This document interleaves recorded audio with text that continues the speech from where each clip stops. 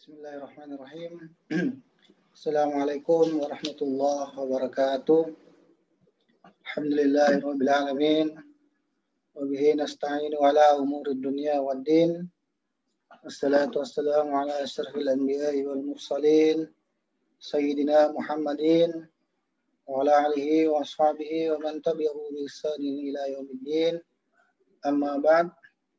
Subhanaka la ilma lana wa illa ma 'allamtana innaka antal alimul halim. Rabbi shrah li sadri wa yassir li amri wa hlul 'uqdatam min lisani yafqahu qawli. Amma ba'd. Alhamdulillah, segala puji kita panjatkan kehadirat Allah Subhanahu wa taala karena dengan limpahan rahmat dan izinnya sehingga kita bisa bertemu kembali dalam mata kuliah ini untuk melakukan kewajiban kita masing-masing, yaitu belajar dan mengajar ya pada forum ini. Itu pula salawat dan salam tak lupa kita kirimkan ke hadirat Nabi Allah Muhammad SAW, Nabi yang diutus menjadi rahmatan lil alamin bagi seluruh alam semesta, bukan hanya bagi umat Islam tapi juga bagi seluruh umat manusia. Saudara, sebelum kita memulai mata kuliah ini, ya, materi ini, mencermati beberapa kejadian ya di negara kita belakangan ini. Itu ada dua kejadian. Yang pertama pengeboman di Makassar dan yang keduanya adalah penyerangan kantor polisi. Itu semua kejadian yang bersumber dari paham radikalisme ya, yang mana radikalisme itu adalah pemahaman yang keliru dalam memahami agama ya. Setiap agama itu, khususnya agama Islam itu, esensi atau tujuannya adalah menyebarkan rahmat ya, menyebarkan kasih sayang ya. Nabi sendiri selalu dijuluki sebagai rahmatan lil alamin, rahmat bagi seluruh alam. Ini masuk rahmat bagi seluruh alam itu ya berarti kepada semua ya, kepada semua orang ya. Bukan hanya pada umat Islam, tapi kepada seluruh orang. Ini yang perlu Anda pahami ya. Tanamkan dalam pikiran Anda bahwa agama itu adalah untuk membawa kebahagiaan dan ketentraman dan kedamaian kepada umat manusia ya. Bukan membawa petaka ya, bukan membawa bencana, bukan membawa konflik ya. Supaya Anda tidak terjebak dalam kajian-kajian dan pemahaman yang keliru terhadap agama. Karena sasaran dari kelompok-kelompok radikalis ini adalah para generasi muda ya, seperti Anda ini yang semangat idealismenya tinggi ya.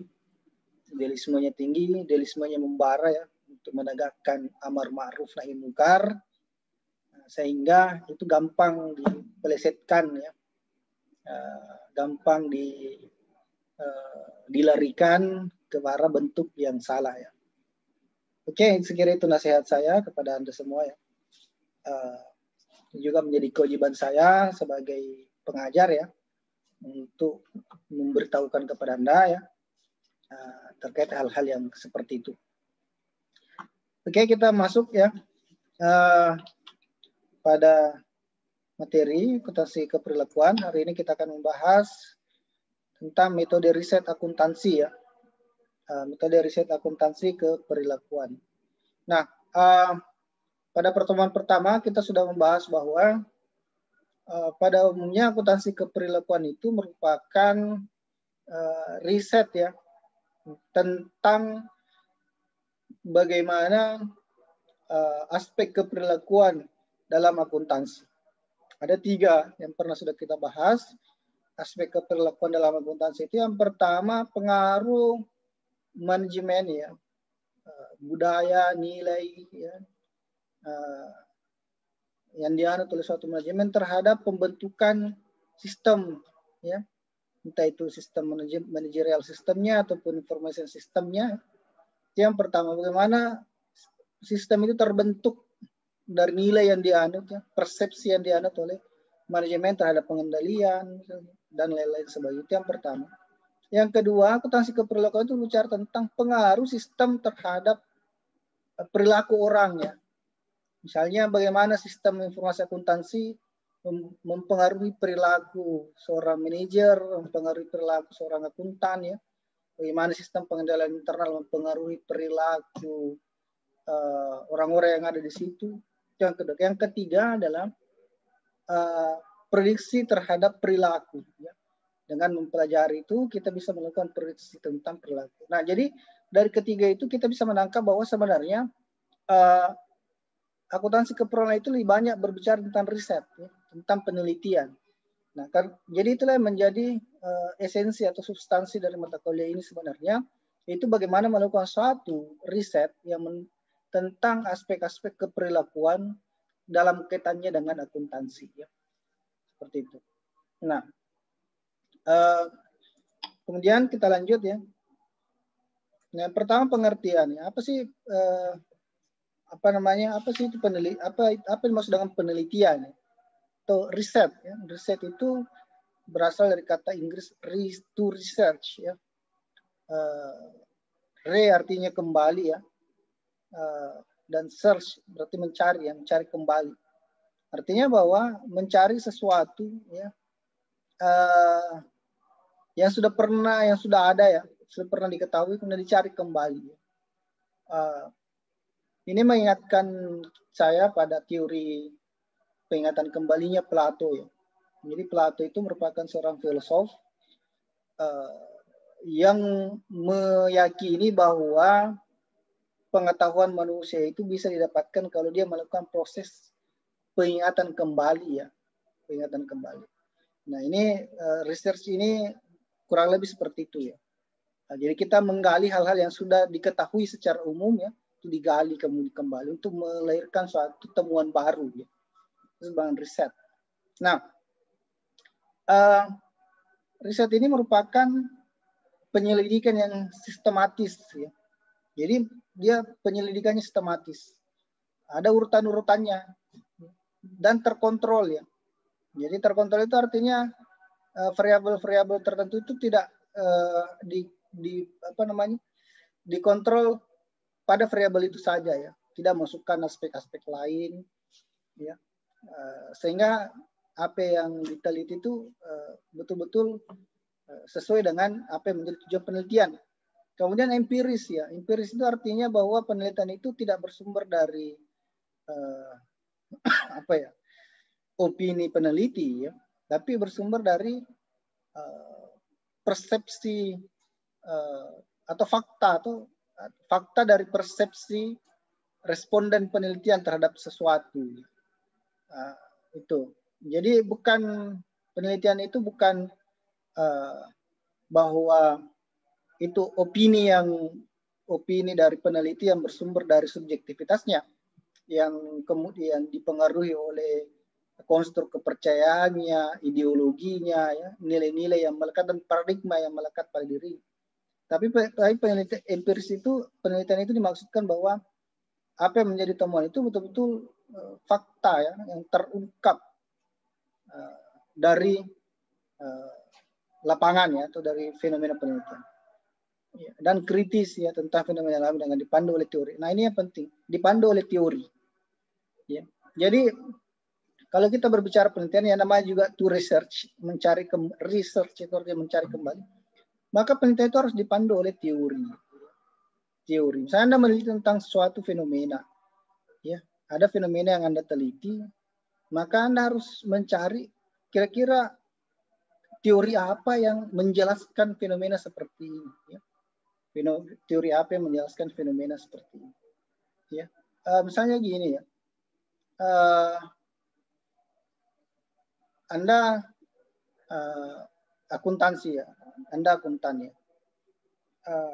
Ada fenomena, ya, misalnya kita ambil contoh cepatnya, misalnya kenaikan harga barang, ya. Kenaikan harga barang. Nah, fenomenanya, ya, ketika ketika menjelang puasa misalnya, menjelang Lebaran, harga barang itu tiba-tiba naik. Harga beras naik, ya, harga telur naik, dan berbagai barang pokok kebutuhan itu tiba-tiba naik harganya. Sebagai seseorang peneliti, Anda bertanya, kok bisa ya harga barang itu naik? Nah, Anda kemudian memutuskan melakukan penyelidikan. Saya mau meneliti nih, kok bisa ya sebelum puasa itu harga barangnya itu naik? Apa yang menyebabkannya? Nah, ketika Anda meneliti itu, Anda harus dipandu oleh teori. Anda mencari teori. Kira-kira saya harus pelajari ini teori apa yang menjelaskan tentang fenomena ini. Anda cari teori, ternyata setelah cari teori Anda temukan, oh ternyata ada teori dalam ilmu ekonomi misalnya disebut dengan teori supply and demand. Bahwa secara teori semakin tinggi permintaan terhadap barang, ya, maka akan diikuti oleh kenaikan harga. Ya. Semakin tinggi permintaan, maka harga semakin naik. Itu teorinya. Nah, kita lihat, oh ternyata memang kalau di bulan puasa itu, menjelang bulan puasa itu orang tiba-tiba belanja banyak, ya, untuk persediaan puasa, ya, persediaan sahur dan buka, ya, karena mungkin kalau sudah puasa malas lagi ke pasar karena capek nih, ya, loyo mi, lemas mi, ya, sehingga malas kemana-mana, apalagi kalau kerja Tommy, sehingga ketika sampai di rumah misalnya dia malas ke pasar, ya sudah masak apa yang ada di rumah, sehingga sebelum puasa dia stok memang barangnya, dia stok memang beras, dia stok memang gula pasir, dia stok memang setelahnya itu sirup marjan misalnya, ya, telur dan lain sebagainya, sehingga menjelang puasa permintaan terhadap barang naik. Itu secara teori permintaan terhadap barang semakin tinggi terhadap permintaan terhadap barang, semakin naik harga. Itu teorinya bilang begitu. Anda membuktikan itu. Apakah betul fenomena itu kenaikan harga barang itu disebabkan karena permintaan yang tinggi terhadap barang? Anda membuktikan. Anda turun meneliti dipandu oleh teori. Nah, itu maksudnya, ya. Ya. Kemudian dan hipotesis, ya. Hipotesis itu setelah Anda membaca teori, ya, Anda membuat hipotesis. Hipotesis itu merupakan kesimpulan sementara, ya, terhadap fenomena yang akan Anda teliti. Kesimpulan Anda juga itu tidak turun berdasarkan opini Anda, ya, tapi kesimpulan itu dibuat berdasarkan teorinya bilang apa. Teorinya ngomong apa? Sebenarnya teori. Oke, ketika kemudian Anda mau meneliti, misalnya pengaruh faktor-faktor yang menyebabkan kenaikan harga di pasar, ya, menjelang Idul Fitri, Anda meneliti, menjelang puasa, Anda meneliti itu, Anda dipandu oleh teori. Kemudian Anda turunkan hipotesis bahwa hipotesis yang Anda ajukan kenaikan harga disebabkan oleh adanya kenaikan permintaan terhadap barang. Nah, itulah hipotesis Anda, sehingga ketika Anda turun meneliti, Anda mau membuktikan apakah dugaan Anda itu benar atau tidak. Nah, seperti itu. Nah, itu yang disebut dengan riset, ya. Kita mau buktikan itu. Apakah dugaan saya ini benar atau tidak. Dugaan saya tadi ini juga sumbernya dari teori yang saya baca. Nah, jadi itu yang disebut penyelidikan sistematis, ya, terkontrol dan empiris. Jadi bukan subjektivitas, bukan opini, ya. Tapi kita baca teori, kita lihat fenomena, ada masalah di fenomena, kemudian kita mau pecahkan masalah itu, kita mau tahu ini penyebabnya apa, kemudian kita buat setelahnya, kita baca teori apa yang menjelaskan tentang itu, kemudian kita buat hipotesis, dan kita turun membuktikan, mengumpulkan data, kemudian nanti datanya itu diolah. Oke, itu adalah pengertiannya, ya. Kemudian, nah, motivasi riset, ya. Seorang turun meneliti itu karena punya motivasi, ya. Harusnya punya motivasi. Tapi saya memperhatikan, ya, ya mungkin sebagian besar mahasiswa saat itu turun meneliti itu motivasinya supaya mau selesai saja, ya. Sebenarnya motivasi riset itu kalau Anda betul-betul meneliti dengan motivasi ini, maka saya yakin hasil penelitiannya Anda juga itu berkualitas. bukan sekedar menggugurkan kewajiban skripsi ya, supaya selesai kuliah cepat, sehingga ya cara apapun ditempuh sepanjang bisa selesai. Tapi kalau motivasi Anda terkait dengan ini, maka saya yakin penelitian Anda juga bisa berkualitas. Yang pertama, ya karena rasa keingintahuan Anda terhadap suatu fenomena. Anda ingin mengetahui ini apa, kok bisa seperti ini apa masalahnya gitu, apa yang membuat dia seperti ini ya. Itu tadi, misalnya tadi apa yang membuat harga barang itu naik, apa yang membuat BBM itu langka misalnya, apa yang membuat nasabah itu mau menabung di bank syariah misalnya, kemudian apa yang membuat bank syariah bertumbuh lebih cepat ya, itu rasa keingintahuan. Apa yang membuat misalnya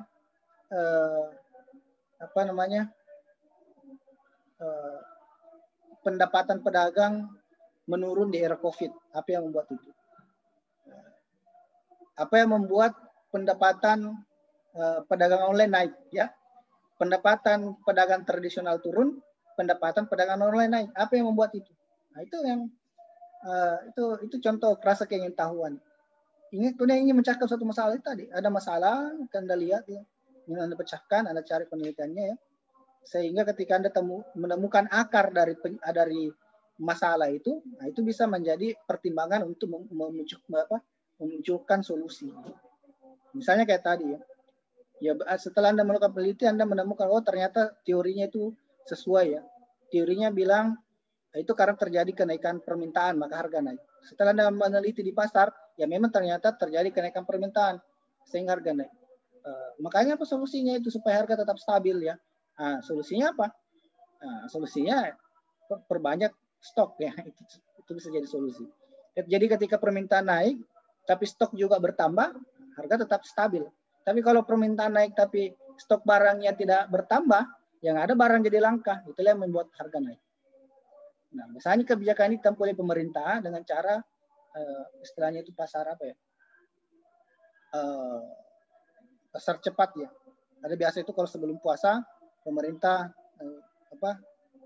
turun ke jalan menjual ya. Itu hanya untuk menstabilkan harga saja. Kemudian motivasi riset terdapat gap ya, gap teori ya. Nah ini juga, jadi setelah Anda membaca buku yang saya baca ini bilang A, tapi yang saya dapati adalah B. Kok bisa terdapat gap? Ya, atau gap penelitian ya. Gap penelitian. Gap penelitian itu penelitiannya A bilang si A meneliti hasilnya B. Si C meneliti hasilnya D. Loh, kok bisa beda? Sementara yang diteliti adalah fenomena yang sama. Kok bisa beda? Itu sebutnya gap penelitian. Kemudian Anda teliti lagi. Sebenarnya yang benar yang mana gitu. Nah, itu sebuah motivasi riset ya. Kemudian, nah ini mengenali masalah. Ini penting dalam penelitian adalah mengenali masalah ya.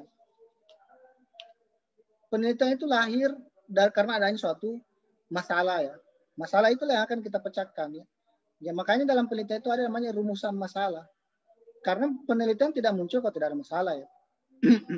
Karena itu penting untuk saudara mengenali masalah ya. Tapi bukan cari masalah ya. Itu beda ya, mengenali masalah dan cari masalah. Jenis masalah ya. Jenis masalah itu beragam ya. Ada masalah yang dalam topik keilmuan saudara ya. Ada masalah yang bersumber dari teori, ada masalah yang bersumber dari fenomena, dan lain-lain. Nah, sumber penemuan masalah ya. Jadi Anda tidak harus turun ke lapangan cari masalah. Anda bisa cari masalahnya di menggunakan metode yang lain. Jadi jangan kalau Anda mau meneliti tentang perbankan ya, tapi Anda tidak tahu apa masalah yang ada di perbankan, Anda ke bank ya. Ketika ditanya sama satpam, mau apa dek ke sini? Jangan bilang saya mau cari masalah Pak. Jangan begitu ya. Anda pasti ditendang keluar. Oke. Nah,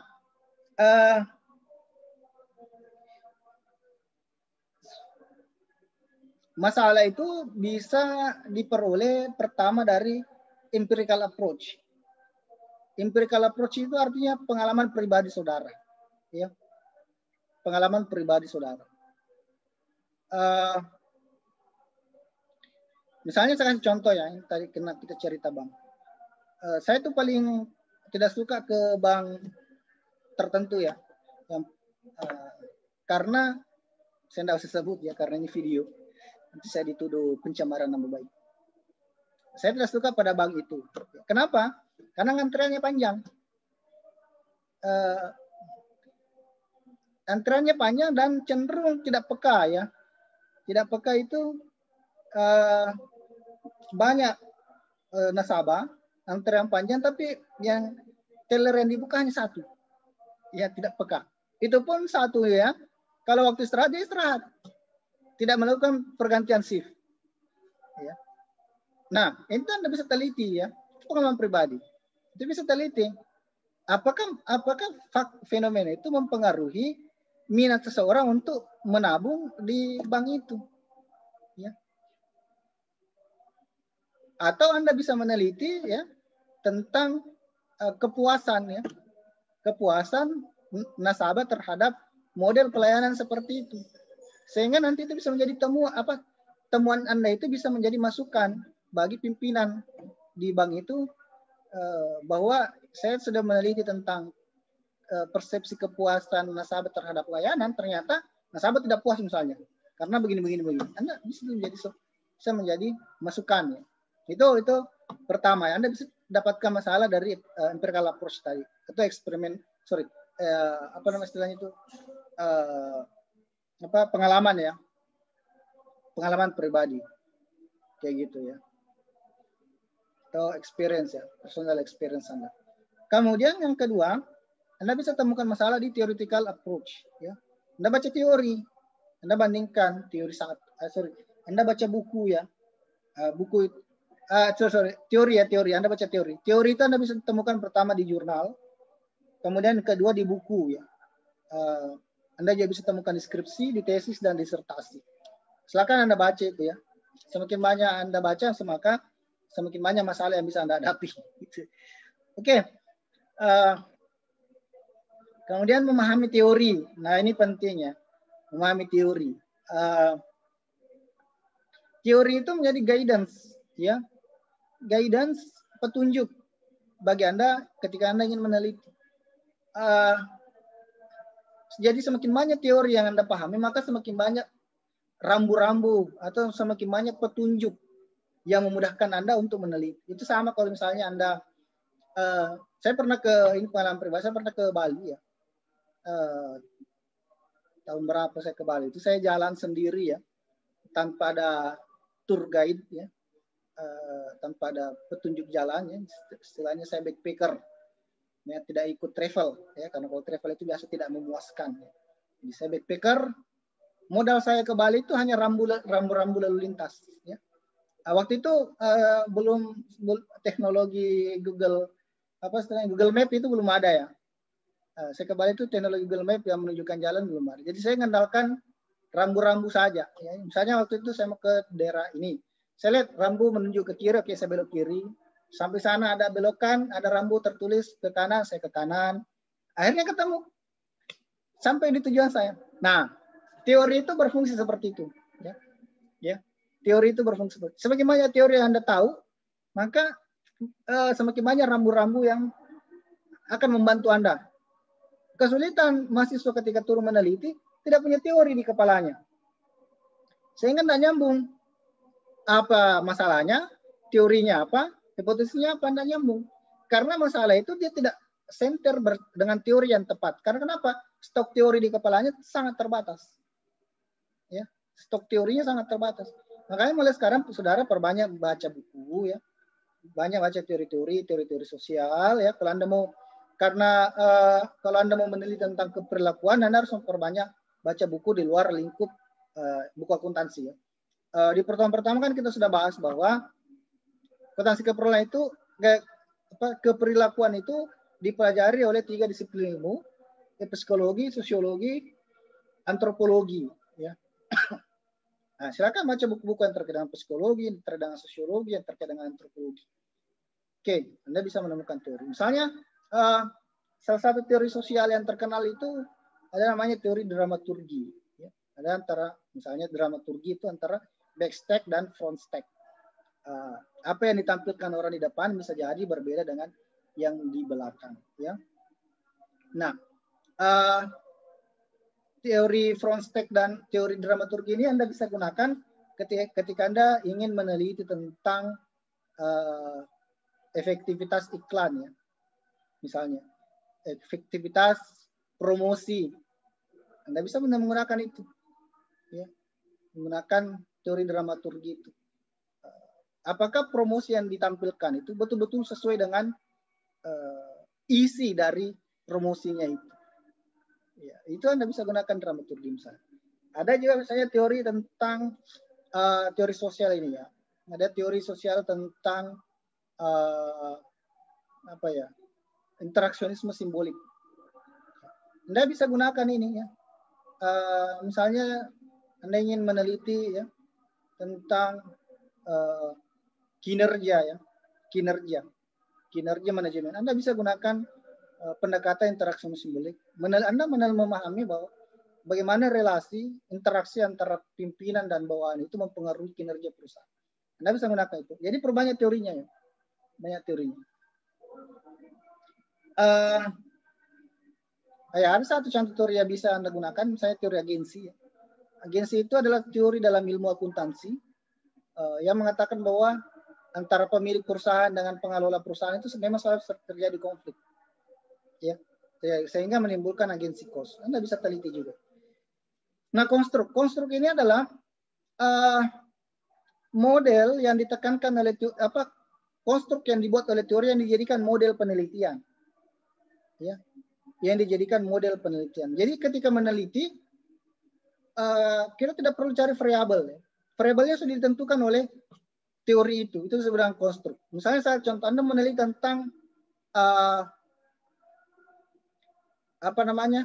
faktor apa yang membuat seseorang melakukan sesuatu, faktor yang mempengaruhi perilaku seseorang. Nah, itu ada teori namanya Theory of Planned Behavior, ya, TPB. TPB itu menawarkan konstruk dengan 3 variabel.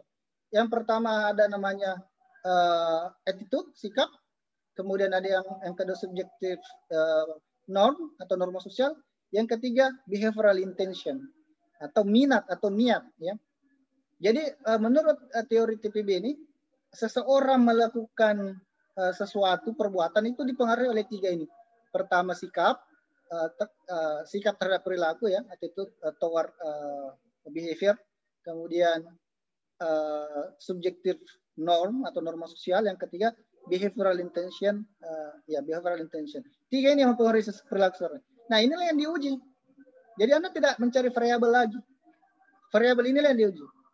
Oke. Itu sebenarnya konstruk. Tapi ini biasanya penelitian di level atas, ya. Level S2 biasanya. Kalau Anda masih S1, ya apa? Anda teliti saja yang gampang, ya.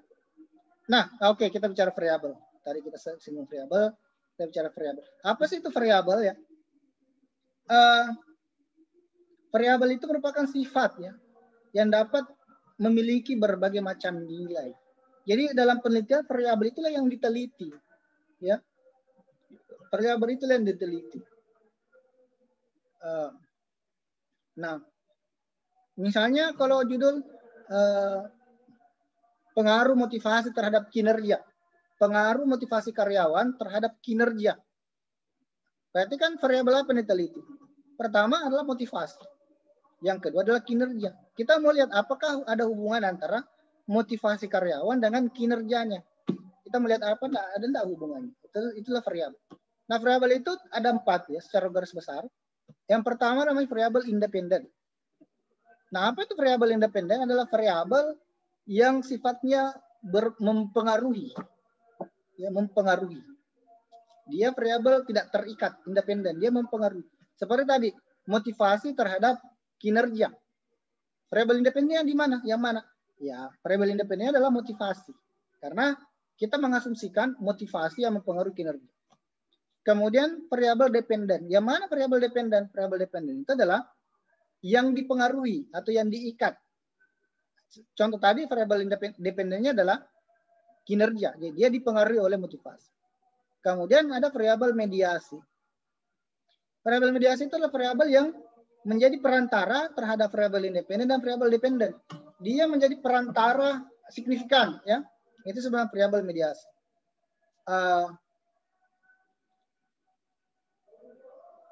Misalnya nih, Anda mau meneliti tentang pengaruh gaya kepemimpinan terhadap kinerja. Variabel independennya adalah gaya kepemimpinan, variabel dependennya adalah kinerja. Nah, di antara gaya kepemimpinan dan kinerja sebenarnya itu tidak berhubungan langsung, tapi ada yang memperantarai. Yang memperantarai itu bisa kita sebut sebagai contohnya motivasi. Jadi gaya kepemimpinan mempengaruhi motivasi, motivasi mempengaruhi kinerja. Jadi hubungan antara gaya kepemimpinan terhadap kinerja itu tidak berpengaruh secara langsung. Ada yang merantarai. Itu namanya motivasi. Ya. Jadi misalnya gini, seorang pimpinan ya, misalnya kalau di kampus rektor misalnya, kalau di perusahaan direktur, gaya kepemimpinannya gimana? Ya otoriter kah? Ya, demokratis kah? Lebay kah? Ya, karena ada juga biasa pemimpin yang lebay ya. Dia gimana? Nah, gaya kepemimpinan yang otoriter dan demokratis, apakah itu mempengaruhi motivasi kinerja bawahannya? Ya lantas mempengaruhi, apakah itu mempengaruhi motivasi bekerja bawahannya? Lantas mempengaruhi kinerjanya? Itulah yang akan diteliti. Itulah yang diteliti. Itu sebenarnya variabel mediasi. Nah, kalau variabel moderasi, dia variabel di luar, tapi dia bisa menguatkan hubungan antara independen dan dependen, juga bisa melemahkan hubungan. Jadi dia variabel pengganggu namanya. Dia apa istilahnya itu, pihak ketiga ya. Itu bukan pelakor ya. Dia pihak ketiga. Nah, dia bisa menguatkan, bisa memperkuat, bisa memperlemah. Kasih contoh ya. Kalau Anda mau merokok ya, Anda mau merokok, kemudian Anda gunakan api untuk merokok ya. Nah, jadi antara api dan rokok itu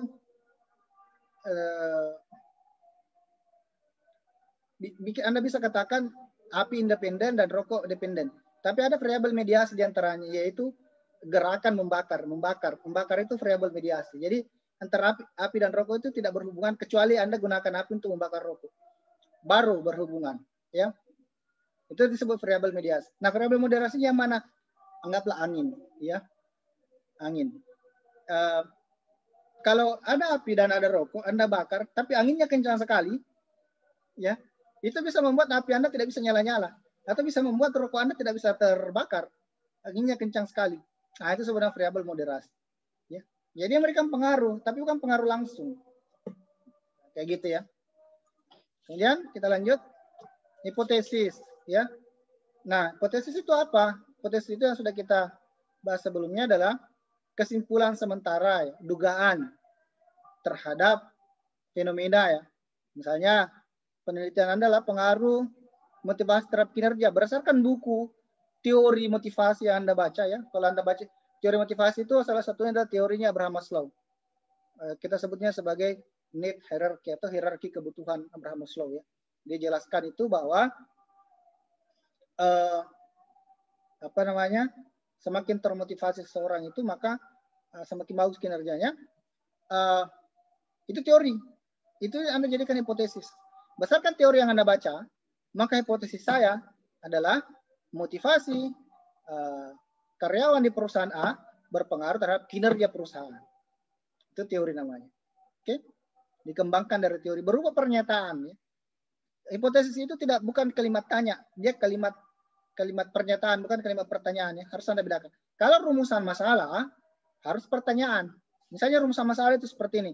Apakah motivasi berpengaruh terhadap kinerja? Itu rumusan masalah. Dia kalimat tanya. Hipotesisnya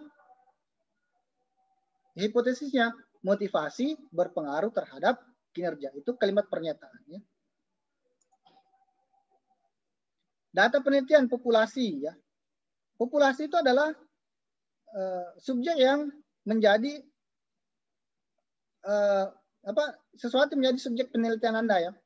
Misalnya Anda meneliti di bank tertentu ya. maka populasinya apa? Ya karyawan yang ada di bank itu. Atau Anda meneliti tentang kepuasan nasabah, maka populasinya siapa? Ya semua nasabah yang ada yang menabung di bank itu. Itu sebenarnya populasi. Nah kalau sampel itu artinya Anda ngambil sebagian dari populasi untuk Anda jadikan data. Kenapa harus ada sampel? Karena tentu untuk mengambil data dari semua populasi itu membutuhkan waktu. Karena kenapa? Populasi itu pada umumnya jumlahnya banyak. Kecuali populasinya sedikit, Anda tidak perlu gunakan sampel, gunakan saja sensus. Ya. Sensus itu artinya semua diambil. Tapi kalau banyak, misalnya populasinya 200, tentu kalau ngambil data 200, itu butuhkan waktu dan biaya ya. Sehingga Anda ngambil sampelnya saja, bisa Anda ambil 50, atau paling minimal 30. Jadi sampel itu paling minimal 30 ya. Ingat, kalau Anda analiti, sampel itu paling minimal 30 ya. Oke. Cara menentukan sampel juga itu ada rumusnya. Jadi bukan seenak perut Anda ya. Misalnya jumlah populasi ada 200. Oke, saya ambil 50 saja. Enggak gitu ya. Anda menentukan sampel juga ada rumusnya. Itu Anda nanti di pelajaran metode penelitian Anda pelajari. Anda tanya ke dosennya, Pak, rumus menentukan sampel itu apa saja. Nah, sampel itu ada sampel probabilitas dan ada sampel non probabilitas ya. Sampel probabilitas itu artinya keseluruhan populasi itu ada kemungkinan Anda dijadikan sebagai sampel ya. Semua anggota populasi berpeluang dijadikan sampel, itu namanya probabilitas. Sementara non probabilitas itu dari sekian banyak populasi hanya yang tertentu saja bisa diambil sebagai sampel karena dibuatkan kriterianya ya. Ada kriteria yang bisa dijadikan sampel. Kemudian jenis data ya, ada data subjek, data visual, dan data dokumenter ya. Kemudian saya lanjutkan saja ini. Ya. Sumber data primer ya, data primer itu artinya data yang langsung dari subjek penelitian Anda ya. Misalnya Anda wawancara kepala cabang ya, Anda wawancara direktur, maka itu disebut data primer, langsung dari orangnya yang ngomong ya. Kemudian misalnya kalau Anda meneliti nasabah, Anda wawancara langsung nasabahnya atau kuesionernya itu diisi langsung oleh nasabah. Itu namanya data primer langsung. Data sekunder yang mana? Data sekunder itu adalah data yang berupa dokumentasi. Misalnya Anda mau meneliti pengaruh motivasi terhadap kinerja. Nah, Anda ngambil laporan keuangannya 3 tahun, Anda bandingkan misalnya, 2018 labanya sekian, 19 labanya sekian, 2020 labanya sekian. Ada peningkatan. Nah, kenapa terjadi peningkatan? Diasumsikan karena karyawan termotivasi. Itu disebut dengan data sekunder. Nah, metode pengumpulan data ada survei ya. Survei itu artinya Anda temu langsung orangnya ya. Anda tanya langsung, suruh ngisi kuesioner langsung. Kemudian ada observasi itu arti Anda ngamati ya. Ngamati. Oke, saya kira itu ya. Pertemuan kita ya, materi kita. Silakan Anda diskusikan ini ya di forum Medley ya. Ingat ya bahwa hanya yang aktif diskusi yang saya anggap hadir ya. Kalau nama Anda tidak tercantum dalam list diskusi, maka saya nyatakan Anda tidak hadir. Sekian, Allahumma fi lakum tarik. Assalamualaikum warahmatullahi wabarakatuh.